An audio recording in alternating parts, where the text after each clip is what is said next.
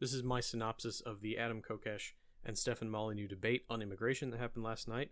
Let's just get things out of the way. Adam Kokesh is completely nonsensical and gets blown the fuck out at every single turn of the debate.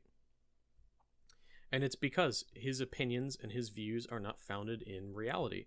Now, Adam and Stefan both agree on the base principle of holding the individual and individual rights in a high regard. That's fine. The problem is the current state of the world, the current reality that we live in, is that more and more people are coming into our countries that are against that base principle, who are totally in favor of increasing the size of the state. And the real debate happens between Adam and Stefan when they put forth their ideas from transitioning from a, let's use this word for lack of a better term, statist to non-statist. The transition between a large welfare state and a small non-welfare state.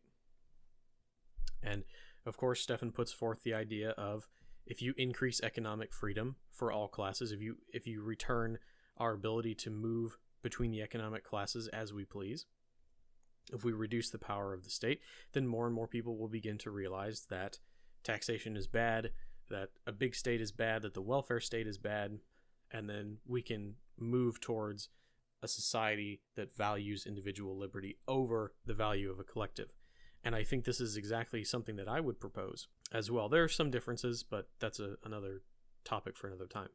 On the flip side, Adam puts forth the idea, and I'm paraphrasing here, that we should just let the entire thing collapse, let the welfare state naturally run out of money and collapse, and then rebuild from there. The problem is that him and Stefan and people like me, other libertarians, are completely outnumbered. Libertarianism is not a large political movement, at least not it's not mainstream per se. 40 to 50% of the country has no opinion on politics whatsoever. So to think that we can somehow allow the whole country to collapse and then suddenly it will be a libertarian utopia is ridiculous. It's absolutely ridiculous. It's only going to cost us more in the long run. Another thing that Stefan points out is that by allowing people to freely move in and out of our countries, we also bring in an entirely new culture. And I'll get into this in the presentation portion of this video, which is coming soon.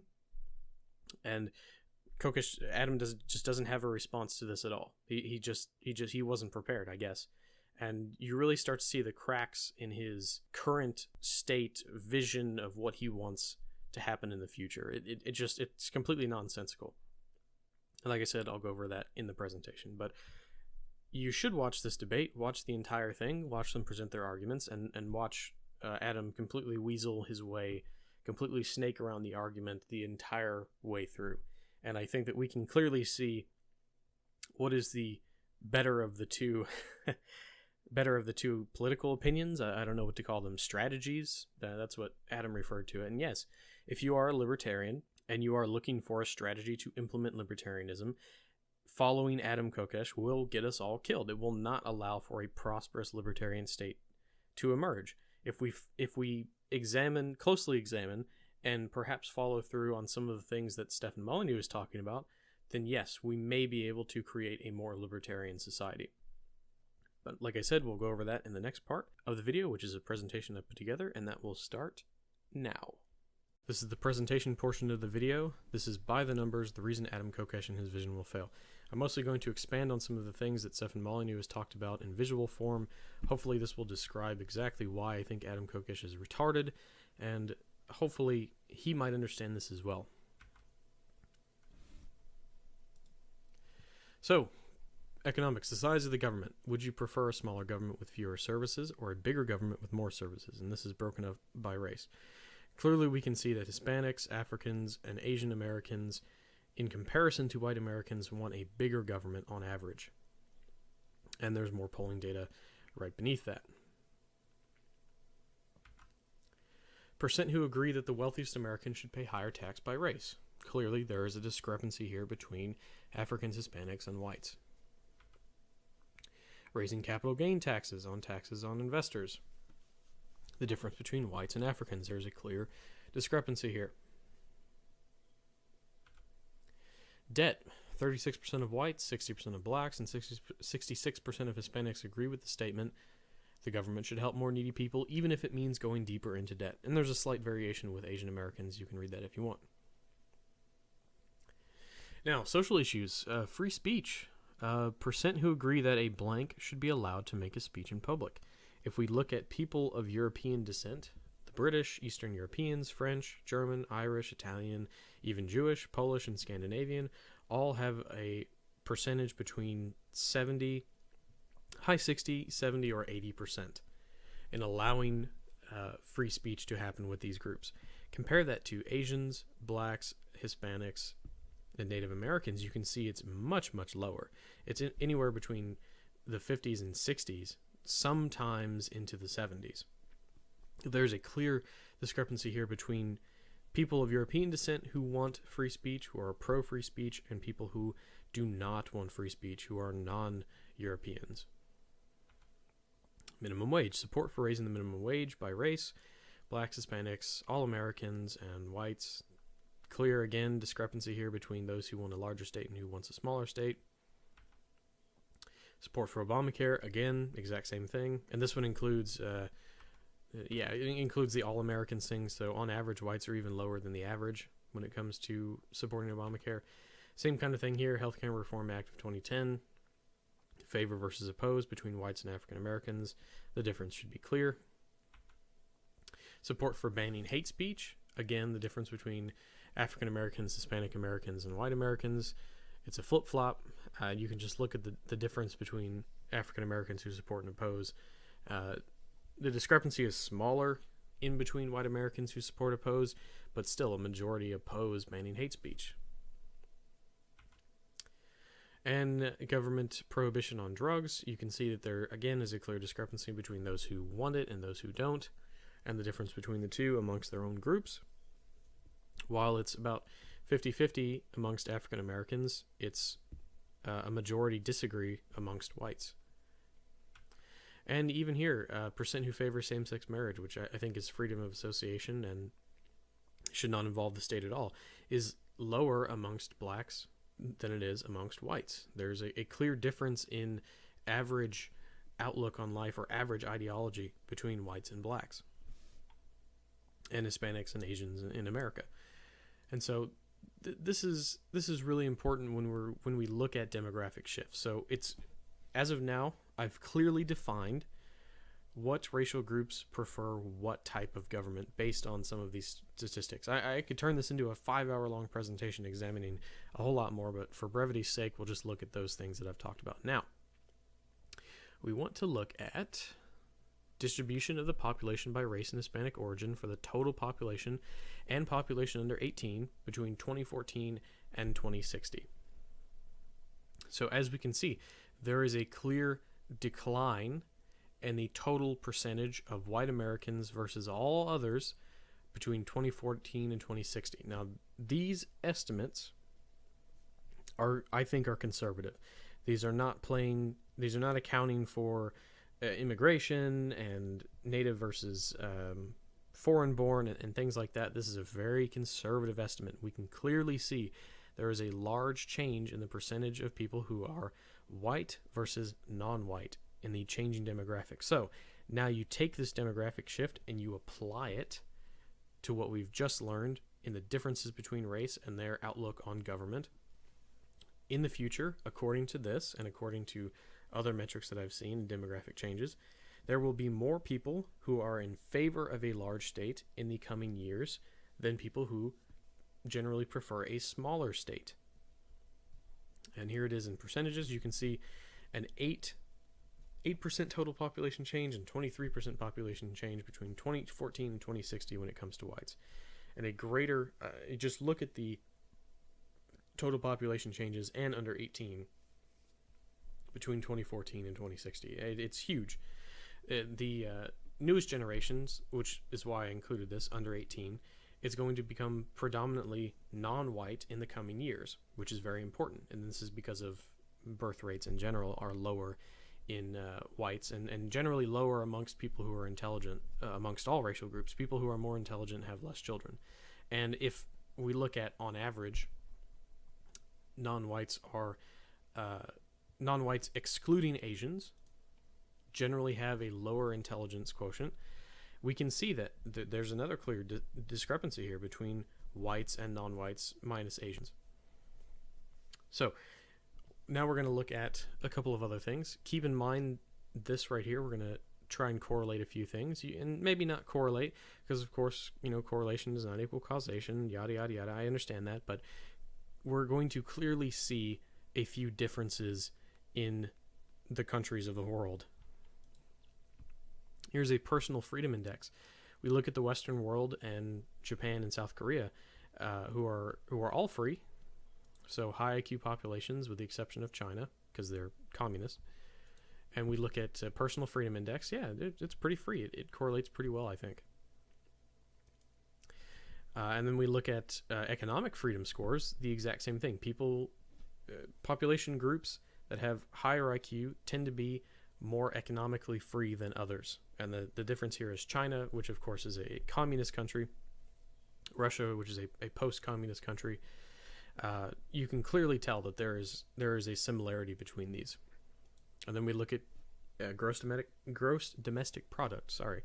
And again, we see the same exact thing: United States, Western Europe, Japan, South Korea, Australia, and the Middle East, of course, is because of all the oil money. And something else interesting, the data is kind of incomplete, but I wanted to throw it in here, and that's total pollution per country. We can see that for the most part, lower intelligence, lower freedom countries have more pollution than the higher intelligence, higher freedom countries do. And for whatever reason, it seems to exist. Now, we've discussed the difference amongst race in America, the change in demographics internally, and we've gone over the difference in IQ and in personal freedoms, and that kind of correlates between who wants a smaller government, who wants a bigger government. Now, we're going to look at migratory patterns. So, who is getting more migrants than giving out more migrants, I should say? Net emigration versus net immigration in this graph. And you can clearly see that the less intelligent, polluted, less free countries are sending more people to the intelligent, less polluted, more free countries on average. And again, we can see global migration patterns. People from South America and Africa and the Eastern world are sending more people to the Western world than we're sending out to them by far.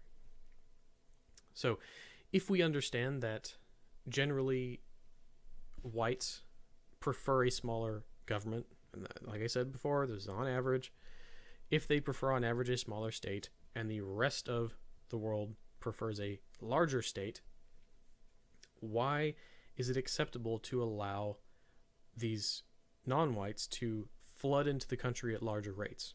Why are we allowing people who go against our base principles to flood into the countries?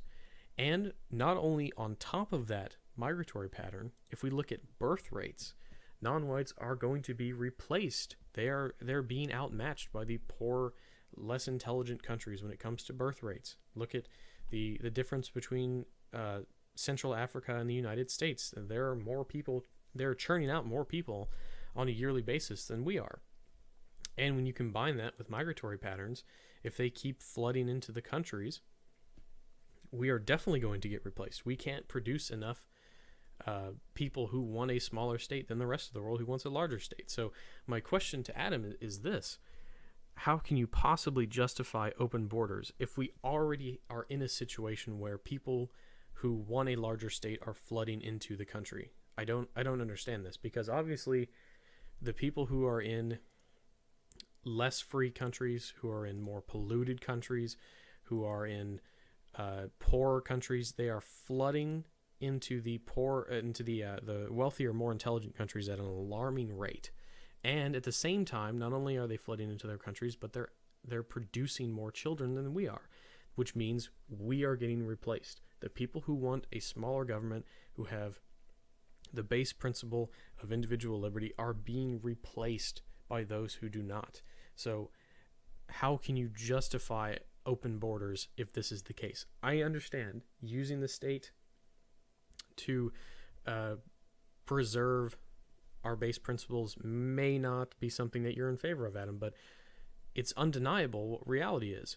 If we continue with this plan of yours to allow open borders, we are going to get flooded with people who don't agree with us. And then over time, we will get bred out of existence. And then they will have their powerful state and we will be stuck with nothing. We will be worse off than we were before if we allow open borders. So yes, I think that even though my base principle is in favor of individual liberties and it's yada, yada, yada, so on and so forth, even though I believe in that, if to preserve that I have to use the state and its enforcement of borders, then I gladly will, because the opposite of that is allowing it to be totally destroyed from the outside.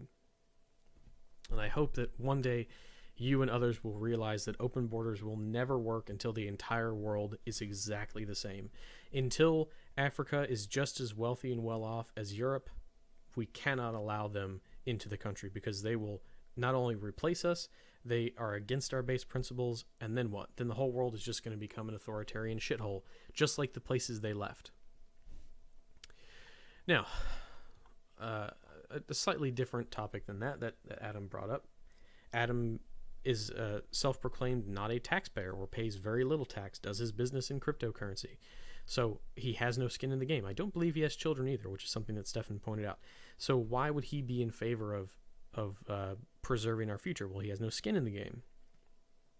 But just for argument's sake, let's look at the total cost of just illegal immigration. This is not even counting legal immigration costs. So if we add the federal and state costs together, we get $134 billion per year, the cost of illegal aliens. So if we look at the taxes that they pay between federal and state, these illegal aliens only contribute 18 or close to $19 billion. So there is over $100 billion discrepancy between what we have to pay for them and what they give back to us. Now, the reason I think that most of these illegal aliens are not paying so much back is because they're low-skill workers who can't produce as much tax money, and they're also sending money back to their own home countries before they're putting it back into the economy. So if we suddenly allow anyone to come into the country through open borders, this is only going to get worse. They're going to start sucking and siphoning all of our money out of the country and putting it back in their own. Because you have to understand, these people have higher in-group preference than whites do. Okay, they will gladly take suck all of the money out of the United States and send it back to their home countries where they have a powerful state. And then what will we be left with? Nothing. It will be the death of us. And just a couple examples of high immigrant communities. In Texas, the cost per alien is about $4,400 with a total cost of almost $11 billion. So that's coming out of my paycheck, of course. California, total cost per alien, $6,500 with a total cost of $23 billion. Again, coming out of the pockets of Californians. I don't see how this is a good thing at all. And as more and more people come into the country, this will only get worse. Even if you abolish the state and become more localized, this will only get worse, because the people coming into the country are using more services than the money that they're giving back. So I don't understand what the point is. We're only going to be worse off if we follow through with this open border policy. Another thing I wanted to touch on, this is globally. Babies born to Muslim mothers will outnumber babies born to Christian mothers by 2035, largely driven by different fertility rates. So this, again, plays into the fertility rate thing that I was talking about. In general, Muslims prefer a non-secular, very large, powerful state, including monarchies. So if they're outproducing the secular state, Republican, Democratic, small government Christians, which a lot of Christians on average are these small government types, again, we are getting replaced. And for you to have an open border policy, if you're just going to allow millions of Muslims to come into your country who want the literal opposite of what you want as far as base principle goes, are you out of your goddamn mind? What's wrong with you? How can you possibly want this to exist? How can you possibly want open borders when people who are against your base principle are outnumbering you 10 to 1? I don't understand. If we look at Europe in particular, I mean, millions of refugees are applying and getting asylum in these countries. And they're coming from, as it says here, Syria, Afghanistan, and Iraq, which are Muslim majority countries who want a non-secular state, who want a powerful Sharia state. They are replacing the local population with, for lack of a better term, again, statists. You are getting replaced. And of course, they're also coming to the United States. Almost half of these numbers are Muslims, so we're getting more and more of these non-secular, big authoritarian government types in our country as well. And they're going to California and Texas. And on top of that, the United States population will expand by 100 million people over the next 40 years. How many of those people are going to be small government, or are going to be pro-small government? Well, we just looked at the demographics. Not many of them. It's going to be a reduction in the power of 20%. And if we add open borders on top of that, how large is it going to get? If we have 100 million people over the next 40 years, and they're all coming from these countries where they're not pro-liberty, pro-individualism, what are we going to do? We can't rebuild from the ashes in that case. We're just going to be subjugated by foreigners who don't have the same base principles as we do.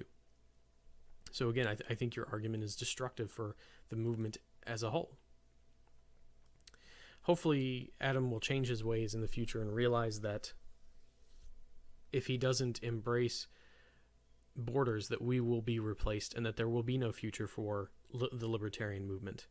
There just won't be. So I would rather suspend my base principle of being against the state in order to, in the future, perhaps allow a libertarian order to take place than just destroy it all in one fell swoop. Anyway, I hope you've learned something. I hope that Adam changes his ways, and good on Stefan for taking on this debate. Thanks for watching.